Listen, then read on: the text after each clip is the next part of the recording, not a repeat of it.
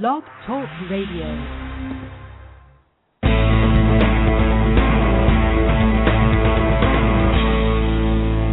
Welcome to Sex, Lies, and Consciousness with your luscious hostess, May Vu, broadcasting live every Monday at 12 noon Pacific Time. Hello, everyone. This is May. I am finally back on the air after taking several months off to recharge and wait for inspiration to hit me. The truth is I work from inspiration, so I don't do a show unless I'm inspired to do so.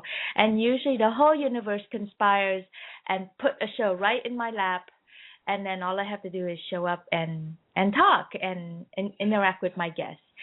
So it hasn't happened, and I just needed some time off, so I really am appreciative for that time off, and I'm so glad to be back. And before I start 2013 off, I wanted to just take this time to make a show about 2012. I want to highlight what happened last year, what I learned, and what important conversations that we had. See, my intention for creating Sex, Lies, and Consciousness Radio is to talk about all angles of sex so that we can have fun talking about it. And while we're doing that, we encounter the lies that we may have had that we didn't know. You know, it comes out in like a joke, or somebody says something and you feel uncomfortable, or your body just naturally jerked because it hit something that is much deeper that we know, that we even know was there. And then from there, we usually have some funky reaction. You know, a lot of times we would be defensive, or we would be arguing a point, or we would justify something, or just plain old withdraw and not talk anymore because somehow it doesn't feel right, or we're not interested anymore. See, to me, those are the places where our lies are trying to surface so that we can raise some consciousness around this. That's why Sex, Lies, and Consciousness Radio exists. I talk about sex in all aspects of humanity and all aspects of the world, hoping that as we're having fun doing it, we'll learn something. And boy, did I learn something last year. So I don't know if you're getting your consciousness raised by listening to the show, but I know as a radio host, I learned so much. And I wanted to just honor the gifts that I received last year in this show. So there's no guest today, just me talking to you and sharing with you all the highlights from 2012. So let's start. We had many wonderful topics and engagement and courageous guests on our show. Most of the guests that I invite on are normal human beings like you and me, and they are they're struggling or enjoying or doing some stuff with themselves in private, and then they just happen to talk to me and I go, oh, can you talk about that on the show? And before they know it, they're on the show revealing stuff about themselves that they never thought they would do. So I love those kind of conversations because I think sex is normal. Sex is human. And we need to be able to talk about sex from a very humane place that's filled with authenticity and breakdowns and triumph and successes and confusions and everything. So my dear guests have been so courageous to share themselves with us. So some of the topics that we started out the series with were sex after. I call it the Sex After series. So we had sex after cancer with my dear friend Sherry Ann Tom, and sex after HIV, or Hot Sex After 60. This was one of our more popular shows. I guess there's not that many people talk about sex after 60s out there. So we had a lot of comments and a lot of downloads on this particular topic. We also did a bunch of shows on sex and relationships, like, what do men really want? The women flocked to that show. Does monogamous equals monotonous? And what makes a relationship last? And how about dating unavailable men, or staying too long in a relationship, or breaking your addiction to love? So there's so many people wrestling and wondering and, repeating the same pattern about sex and relationships. So that category was filled with wonderful shows around that. And then here are some shows that are your favorites. Like, they we had the most number of downloads per show on these topics. So, of course, the best one, Power of the Boob. I think the men really like this show. I don't know. I don't have a way to find out if men or women are listening, but Power of the Boob probably has the highest download rating of all my shows. And exploring our 50 Shades of Grey, this was our own version of playing with this topic, venturing into more non-vanilla sex and relationship. And how do you do that kind of stuff? So I had a great conversation with Leah Shapiro, and we gave you some guides on how to start exploring your own 50 Shades of Grey. And we had some another very unique angle of the show. This one was one of my more daring ones, called Rebounding from Rape. So that one was very touchy and powerful and serious. It was such a serious topic, and yet it's so uplifting and enlightening. So if you or know of anyone who had that happen in your life, check out our Rebounding from Rape show. And then we had Food and Sex in the Brain. Ooh, that was really fun and interesting too, because I never really, when I think about sex, I don't think about it that way. And it was really fun to link sex, the relationship to sex and food, and Sex in the Brain. So those are two really fun shows that we have in the archive. And then, of course, how to create hotter sex in your midlife. Yes, we all hit midlife at one time or another. So how do you keep the romance and the sex hot when you are exhausted and have tons of duties and children and house and all that stuff to keep up? So how to create hotter sex in your midlife. And one show that stood out in its own category that was really surprising, and it also was daring. This one was daring for me to do because it's a topic in a very charged region. So it's sex in the Middle East. When my friends heard me tell them that I was going to do a show about sex in the Middle East, immediately all of their guards went up and said, "Oh, I'm not sure if you should be doing that."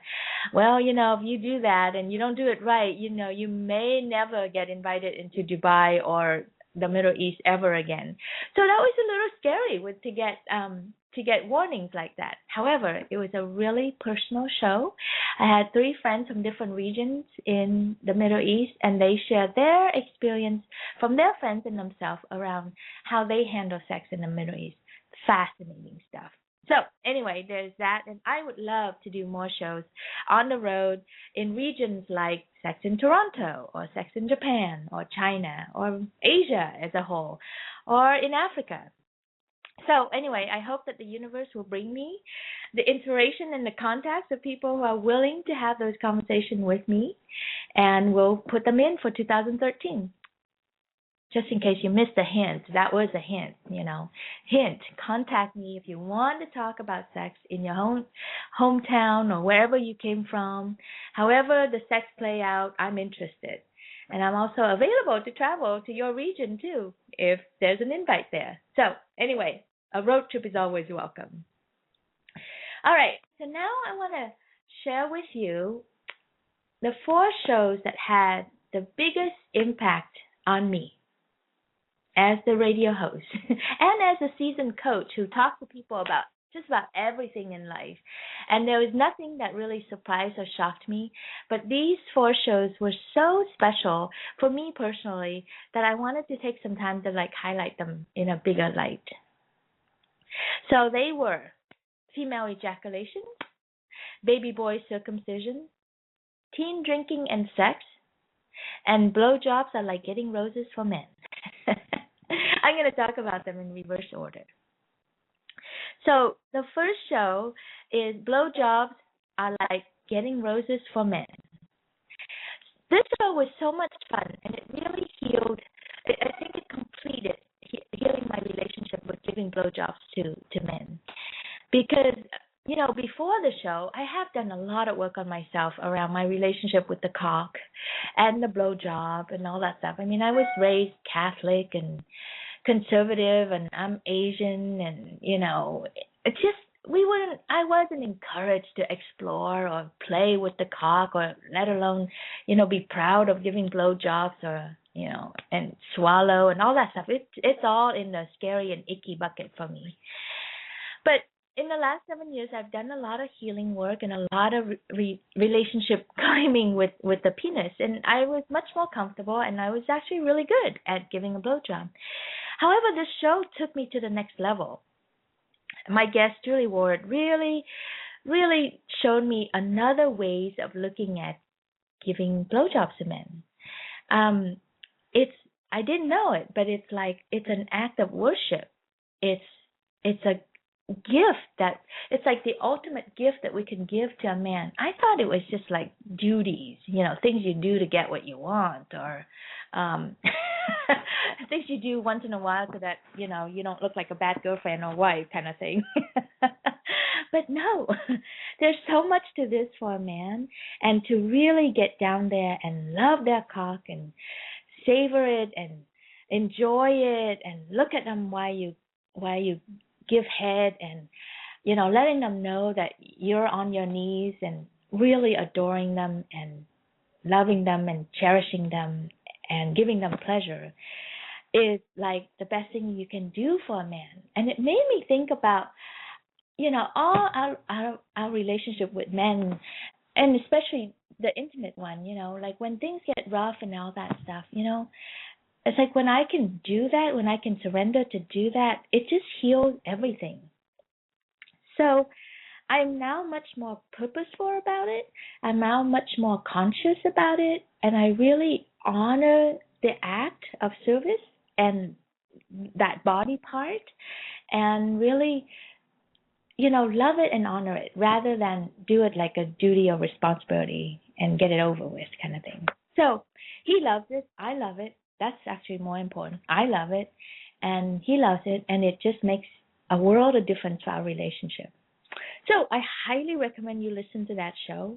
And if you have other comments and all that stuff, leave it on my website under that show's URL link.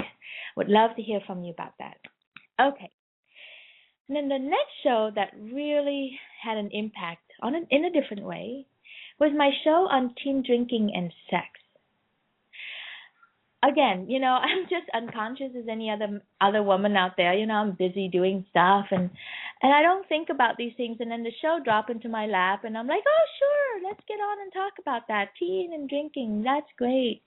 And my friend Heidi Mueller was the guest for that show, and she shared her story of what it was like for her when she was growing up in Germany and learning about sex as a teenager and dealing with sex as a teenager, and how confusing things were for her, and all her friends too. And since Germany is a place that encouraged drinking openly and daily and aggressively, she and her friends grew up drinking and hiding inside the alcohol so that they can explore their sex, because their parents weren't supportive of that, and their parents were sending out mixed messages about sex, and so that's where they worked out their confusion, is through sex and drinking. But what that did to her was it really made her more insecure. Like, sex wasn't that great when you're drunk, so it made her feel clumsy, and the encounter wasn't good, and she internalized it as there was something wrong with her. And then she thought that it was about her not being good enough, pretty enough, smart enough, sexy enough, whatever, all the crazy enough that we have in our head. And then it just kept escalating. It escalated to harder drugs, and a lot of her younger adult life of just struggling with substance and drinking, and then having terrible sex, until one day she woke up and got out of it. And her recount of that is so powerful.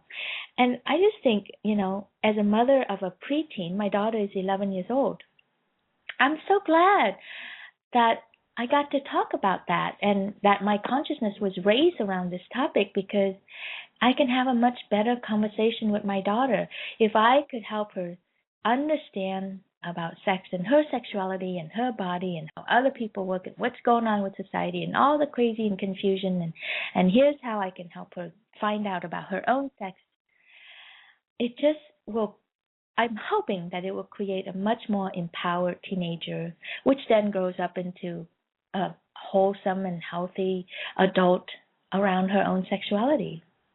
And I see the parents around her, all her friends, their parents are not talking to them about sex openly. They have weird reactions about it. Some parents get really mad and don't you dare talk about things like that. It is so inappropriate for your age. How do you know that it's inappropriate? And other parents give them fluffy line like, oh, sex is a beautiful thing, but you should wait until you're older and married. Crazy. Why are we still saying that to our children? Like lock them up for a lifetime of marriage so that they can discover sex. Is that just crazy? I don't know why we are not challenging that thought. Anyway, I'm challenging that thought. So I have to say, if I had to give a grade for what I see parents out there talk about sex with their children, I'd give them like a D- or an F. I think it sucks. So I think it's time that we raise our awareness about our own relationship with our sex and talk and support our children much better around this topic so that they don't have to go to drinking and drugs to have their sex, to explore sex. And let's not confuse our kid anymore about this topic. I mean, if we're confused, it's best to just say, hey, when it comes to sex, I'm really confused and messed up. So just be careful what you get from me because, it's not that great. But instead of being honest like that, we make up stupid rules. Don't have sex in the house, you can't have sex until you're whatever age, and, or until you're married. So your kid turns 18 and they get married. Come on, wake up. So that's my beef around that, and I'm grateful to be encountering that conversation about sex and teenagers so that we can have better conversations in the future. All right, here we go. And the third show that really made an impact for me was a show that completely surprised me. It's called Baby Boy Circumcision. I have to tell you, I was very nonchalant about this topic. When it came up in our community that weekend, I was like, circumcision happened. Let's move on. Well, I didn't know what I now know. And what I now know makes my blood boils. And my eyes well up and my mouth want to scream out, what the fuck are we doing? And why are we so stupid about this? This was my best and proudest show for 2012, Baby Boy Circumcision. I even had a doctor on the show, which I don't normally have.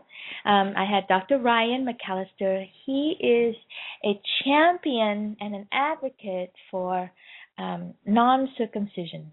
He has dedicated his life force to raising awareness around this topic because he's seen way too many unconscious baby circumcisions in his lifetime. And he actually had recorded what do I call that? I didn't want to use the word snippet because it seems so, irreverent, but he had put up a video on YouTube about baby boy circumcision, and you can watch that on Sex, Eyes, and Consciousness website.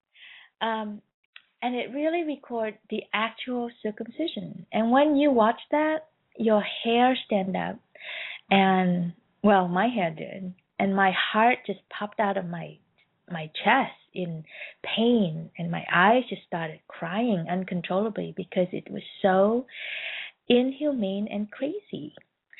So I really do suggest you listen to the show, watch that video, as hard as it is. I know I'm not selling that very well. It's not very sexy. But it's so important because we really have to ask ourselves this question, especially being in the U.S. I am not bashing any religion. I'm not even inferring. I'm not advocating that, you should change your religion or anything. But I'm saying in the United States of America, there is no good reason for baby boy circumcision. There isn't, other than unconsciousness and misinformation. And parents continue to hand over our baby boys when they're born, like their first day, to be circumcised for no good reason. And when you look at this is just crazy. To me, it's a really straight shot. It's kind of like if we rewind the clock way back when to slavery time, when somebody proposed the idea of, slavery could be a bad idea and we should stop doing it. A lot of people for a long time fought about it. Yeah, I mean, we went to war, right? About, to have or to not have slaves. And then finally it got into our conscious then that slavery was bad. Well, to me, this is just like that. Hello, baby boy circumcision. It's just plain old bad. Not necessarily, please stop doing it.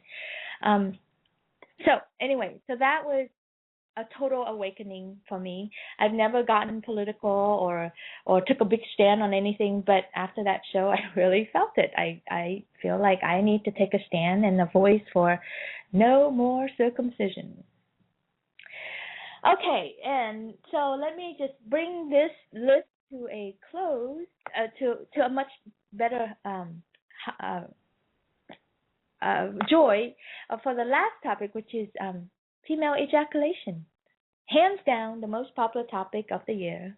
Hands down, the most popular search, the most hit I get on my website, and clicks to listen on the show. It's fascinating how much is wanted out there. And I think a lot of it is from men wanting to service their wife, to be able to do this for their wife. I had a great conversation with my brother about that. When I said I did a show on female ejaculation, he said, yeah, I really want to know how to do that for my woman. So I'm like, okay, interesting. Maybe I should do a show on that conversation that I had with my brother on what to do and not to do when you're trying to, help your partner ejaculate. That was really fun for a brother and sister to talk about. Anyway, so this show was about my own journey in discovering my own ejaculation. For the longest time, I've been wanting to have that happen, and I thought that it would happen in a sex environment, in an environment where I was having sex, and that it just happened, squirted glamorously like all the porn stars do. But no, well, I did squirt it a lot actually, but this was in more of a healing environment. So I met Ben Rohde at a meetup. Who knew, right? At a meetup, and we started talking, and I asked him what he does. And he said, yeah, I'm just starting a new business called Sexual Explosion. Let's see. Oops, I got my words all mixed up here. He started the work on explosive sexual healing with his wife, Jen Rohde. And I'm like, really? That's intriguing, Ben. Tell me more. Well, before I know it, Ben and Jen were dragging the massage table to my place, set it up, and gave me my own session in my own apartment. Am I the luckiest woman on the planet or what? Anyway, so it was huge. It was huge. In total, I received 3 sessions from Ben and Jen. And each one had its own amazing opening and discovery and healing. It's exactly what they say. It's explosive. It's sexual healing. The first one I got in touch with the sexual abuse / confusion that I had with my dad, and then how that impacted with my relationship with men going forward, and how that carried into my relationship with my current boyfriend. So it was just an amazing thing to get that out, as Ben and Jen worked on me. And then the second one, I tried to do a Google Plus Hangout so that you all can see, and I posted that on YouTube. And of course, YouTube kicked me out and banned me for 6 months for, posting sexual material on YouTube, which I still haven't quite recovered from. So I need to go back and try to get that videotape back. And then the third one, it finally got me to a place of emptiness in a good way. I just felt like a lifetime of stuff got emptied out of me. And it's forever making me curious about this way of being and treating yourself, as a therapeutic session rather than a sexual performance to please a man's session. So I'm now embarking on teaching myself how to do this, and also for my partner how to learn to do this for me, because my honey is very keen on. He's one of those men that want to do it for his woman. It's a service that he's proud to provide. So he's going to learn how to do that. We got ourselves some new toys, and we are actually going to be videotaping this journey and post them up on Sex, Eyes, and Consciousness. And since this is sacred work and we really need a safe place, a safe and private space to do this, and people who come in and watch this, we want them to be conscious attendants rather than watching a porn movie. So this is posted on Sex, Eyes, and Consciousness, but it's only in our members only naked room access. I'm now calling it the naked room, where I will post and share and have discussions, much more intimate conversation about sex, with anything that you have to ask or offer or talk about. So if you want to learn how to do it for yourself or for your wife or your partner, become a member of the Naked Room on Sex, Life, and Consciousness, and we'll talk. All right, so those are the highlights for 2012. If this is the first time that you listen to Sex, Life, and Consciousness Radio, please come back. Would love to have you as a regular. And if you like what you hear, please share. I love seeing my stats increase every month. I'm up to about somewhere between 6,000 to 10,000 shares a month now on these shows. So it's really exciting to see that around the world people are listening to Sex, Lives, and Consciousness and are sharing it on. So please keep sharing. And I would love it if in 2013 you guys pop in more and share your feedback, your comments, what you like, what you don't like, what topics you'd like me to cover for 2013. I would really love that interaction, because it does kind of feel a bit like I'm talking to a black box. So I'm working on a bunch of stuff for us for this year. One of the big things that I'm working on is I'm chasing down this guy. His name is Reid Mihalko. I saw him speak in San Francisco last month, and he does read about sex, and he is awesome. Let me just say that. He's awesome, and he talks about many things, but the one big thing that he talked about that really stood out for me was, what is your sexual and relationship profile? What the heck does that mean, right? Oh my God, how come we've never heard of this term before? And and how important is this? Well, your sexual and relationship profile is the thing that, the way you are wired, that makes you happiest and fully self-expressed. When you get to have your sex and your relationship exactly your way. Most people, we grow up and our parents tell us that, you just grow up and then you meet someone and you're married and you have kids and you live happily ever after. Well, as you can see, that doesn't happen. It's a mess out there. We're a mess out there because no one asks us, what is your sexual and relationship profile? Our parents never ask us that, and our sex education in school never mentioned that. So I want to talk about that. I want to bring that to our consciousness this year. What is our sex and relationship profile, so that we can have life and relationship exactly the way we want it. And Reid said, this is like if you're a car and you're driving, when you know your sexual and relationship profile, you're driving full on with the brakes off. But when you don't know your own profile and you get yourself into situations where it's not quite right, you don't know why not, you don't know what's missing, but something's missing and you're shooting yourself to make that really work, it's like, at best, driving with the brakes on, with the handbrakes on. And you're constantly starting and stopping. And no wonder we're in so much pain. So anyway, I think that's one of the things that I want to really talk about in 2013, along with female ejaculations and anything else that comes along. So I can go on and on about this, but I won't. We'll make this show short so that you you'll get excited about the upcoming show, I invite you to come back and listen to our show. We broadcast live on Mondays at 12 noon Pacific, but you can listen. It's internet radio, so you can listen to my recordings anytime after that at your leisure. I look forward to bringing you rich, meaningful, and sexy conversations about sex and relationships in 2013. Have a wonderful week, and I'll talk to you next week. Take good care. Do you want more sex, lies, and consciousness? Access our archives at sexliesandconsciousness.com. While you're there, please leave your comments or suggestions for the show and participate in current SLC conversations with other listeners worldwide.